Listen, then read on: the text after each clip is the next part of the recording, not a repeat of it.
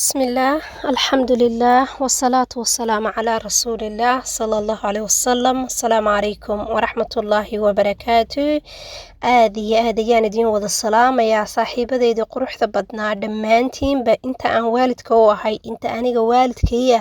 iyo intiina ila simanba aad ayaan idin wada salaamayaa. mar kale waxaan idinku salaamayaa salaanta islaamka tahiyatul islaam. assalaamu calaykum waraxmatullaahi wabarakaatu. see la wada leeyahay ma la wanaagsan yahay? alxamdulillaah anigu waan fiicanahay, nimco ilaahay intaan ka warqabo ummadda ilaahay ama ummadda Soomaaliyeed intaan ka warqabana way fiican yihiin alxamdulillaah. ilaahay waxaan ka baryaynaa intii naga dhimatay wiigan iyo wiigagii kasii horeeyay sanadadii kasii horeeyaba ee kasoo bilaabma aadan iyo xaawo. ilaahay subxaana watacaala waxaan u baryaynaa ilaahay inuu naxariisto inagana gadaashooda alla inama fidmeeyo, allana ha inooga daba naxariisto, aamiin yaa allah. walaalahayga qaaliga ee sharafta badanow ayaantana waan iska yara mashquulay. waan jeclahay inaan soo galo ama wax ka soo hadlo ama wuxuun ummadda ku soo biiriyo. qofku markuu qof yahay nool oo maaragtay nafi ku jirto waxa wanaagsan ummadiisa inuu wax ku biiriyo ama wax la qaybsado ama maaragtay isku dayo inuu maaragtay ra'yigiisa la wadaago walaalihiisa. sidoo kale marka ra'yiyada la isku darsado oo wax la wadaago oo hadalka la wadaago wax badan oo faa'iido leh baa soo baxa. haddii la murmo oo la qayliyana shaydaan baa dhexda soo gala, wax faa'iido ah iyo wax wanaagana kama yimaado. ilaa waxa laga yaabaa xitaa meeshaas maaragtay dee malaa'igtii ilaahay baynaysan maaragtay soo xaadirinin. ilaahay waxaan ka baryaynaa kuwa mar walba wanaagga iyo khayrka isula yimaada ilaahay subxaana watacaala inuu inaga dhigo, allaahumma aamiin. halkan waxaan jeclaystay inaan ka hadlo si guud uga hadlo cayda gabdhaha ama qofka bini'aadanka qof uu yahay gabadh iyo ragba ummadda wax caayasa.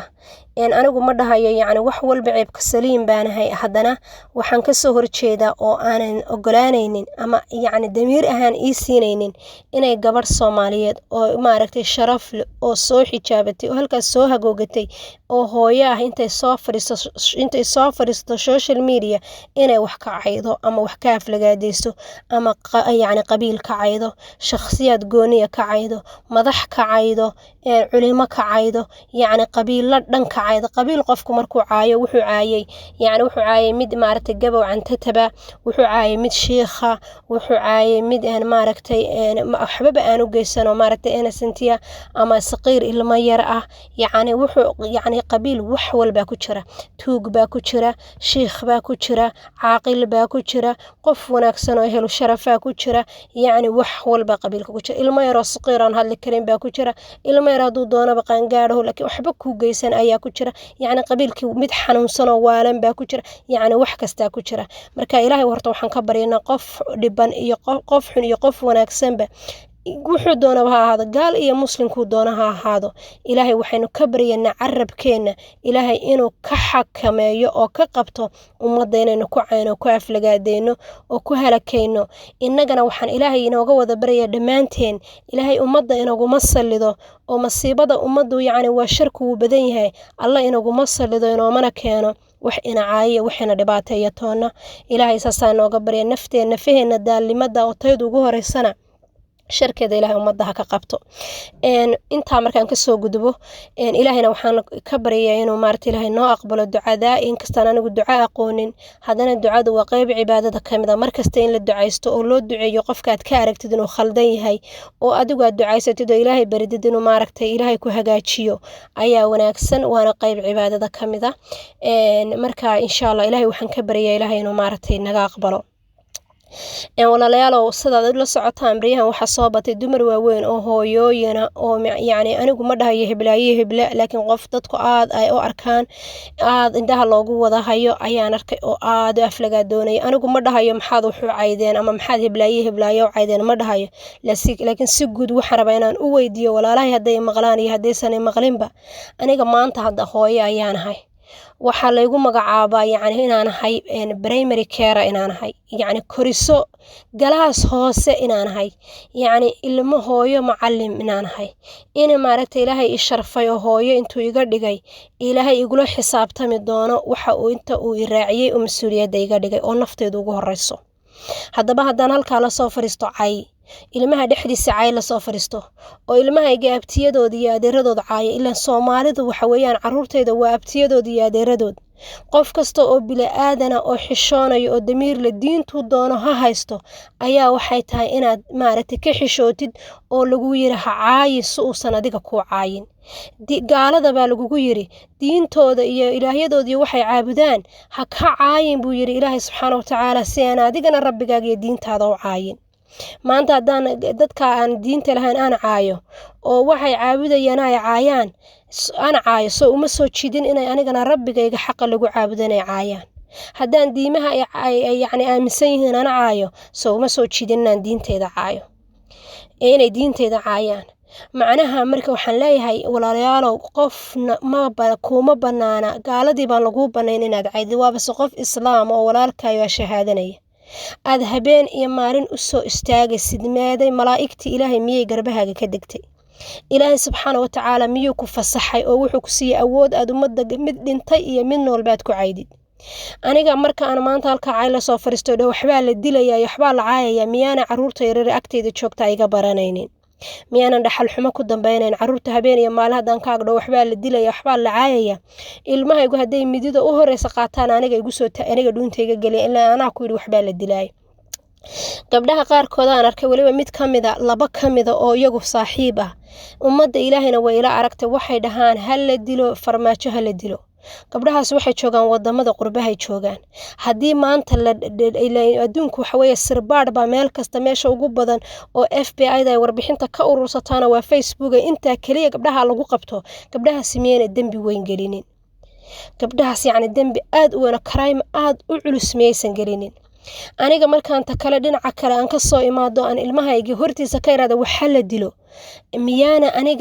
carruurteydii inay wax dilaan miyaana u sababin maanta waxaa dagaalka iyo balaayada inagu itixaamay qof walba markuu soo koraya agtiisa waxaa laga lahaa qabiilkaagu geel u dhici jiray waxbuu dili jiray waxbuu heer hebel ka adkaan jiray ilmihii keliya waxaa ku qafilmay in wax la dilo keliya daad iswaay aynu qurbaha iyo meel walba wax ugu dilaynaa oo caruuraheenii laynooga aruursanaya oo marka u dambeysana aynu dhahaynaa ilmahayga sabablii baa layga qaataa iyadoo wax sabablii loo qaataa jirinin daamiins aan waxaan aaminsanahay innagii baa dilaaye ah wixii laynagu soo ababiyey ilaa haddawna qurbahaynu ku ababinayno iyaynu gurigeena kula noqonaynaa faylansiga yacni inagu kusoo kornay guriga kula noqonaynaa awlaadii baan dilaynaa awlaadii baa istilasa waa laynaga qaadaya hadhowna waxaan dhahaynaa carruurtii waa bilaa sabab baa layga qaaday adduunkana wax aan sabab ilaahay subxaanahu watacaala wax kasta sabab ayuu u yeelay marka islaamka ilaahayna ka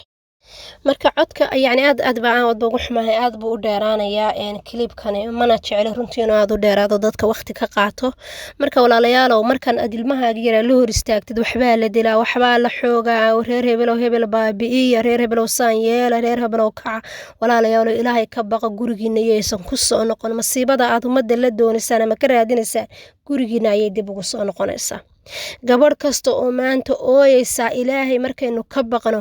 ama nin kasta ooyaya bal idinku u fiirsada qof kasta waa wuxuu isagu geystay ayuu gandihiisa ka helay wuu hoostiisa ka helay ilaa ilaahay mid uu ku sababo mooyaane yacni ilaahay u qadara wax kasta waa qadar ilaahay laakiin inta ugu badan masiibooyinka gacanteenaynu ku doonanaa yaafkeena walaalayaalow gabadh walba waxaad ku xisaabtamtaa in qabri madow iyo qiyaamo ku sugayo inaan ehelkaaga kula gelaynin inaan qofka aad jeceshay kula gelaynin ilmahaaga aad adigu dhashay ee ilaahay ka jirkaaga ka soo gooyay ayaa intaan qabriga kula gelaynin ee odhanaya meydka dedejiyo waxaan rabaa hooyada in la dedejiyo qabriga hore dhaqso kuugu tuuraya meydka dedejiyo ku dhahaya wax allaale maalinta qabriga lagu dhigo ee nafta ilaahay kaa qaada naftaadu labada kalxamood soo dhaaftana buuggaagii waa la laabay wax dambe oo kuu yacni aad xasanaad aad shaqaysan kartaa ma jiro ilaa waxaad hore u shaqaysatay mooyaane qalinkuna wuu qallalay buugguna ilaahay agtiisu yaala walaalayaalow camalkeenna ilaahay haynoo wanaajiyo akhlaaqda alla haynoo wanaajiyo carabkeenna ilaahay waxaynu ka baryaynaa waxaan ka baryaynaa kelimadaha wanaagsan ee ilaahay subxaanahu watacaala inuu ugu talagalay inaynu ku dhawaaqno ku celcelino alla afkeenna ha ku sugo afkeena quruxda badan ee rabbi ina siiyey inaynu ku caabudno inaynu dikrigiisa iyo diintiisa ku akhrino danaheena khaaskaana ku qabsano ummadda ilaahay kaynu awoodnana ku caawino baa ilaahay inoo siiyey laakiin inaynu ku cayno oo 24/7 halkaa iyo halkaa afkuina kala tago oo ilkaheena ka u dambeeya ka u horeeya ka jaban iyo ka cas la tirin karo walaalayaalow inooma wanaagsana waliba gabdhaha Soomaaliyeed inooma wanaagsana xishood baa layna faray inaynu akhlaaqdeena ilaalinaan in codkeena hoos u dhignaana la faray walaalayaal aan istaba qabano ilaahay iyuusan mucjiso ina tusin ilaahay dhul gariir ina guridin sidan hadaynu ku socono yaan ilaahay intuu ina baabi'iyo gadaasheena kuwa caabudo ilaahay ka soo saarin ilaahay waxaynu ka baryaynaa kuwa mar walba xaqa isku raaca dulmiga iyo xumaanta iska qabta Allah inaga dhigo dadka wax mucaarad oo wax toosi laakiin adigoo waxareeyo wanaagsan oo yacni munaasaba adeegsanaya wax toosi oo wax mucaarad laakiin qof sharaftiisa ha ku xadgudbin qof naftiisa weerar ha ku noqon hal la dila ha odhanin qof yacni ummadda ha khalkhal gelinina walaalayaal anigu waxaan soo koray iyadoo dawladeena dunsan tahay oo la dhaho dawlad baa inaga duntay waana inoo dhismi doontaa tii ayaan ku soo koray tii ayaan hadda aniga gabadhaydi ku caqliyeysatay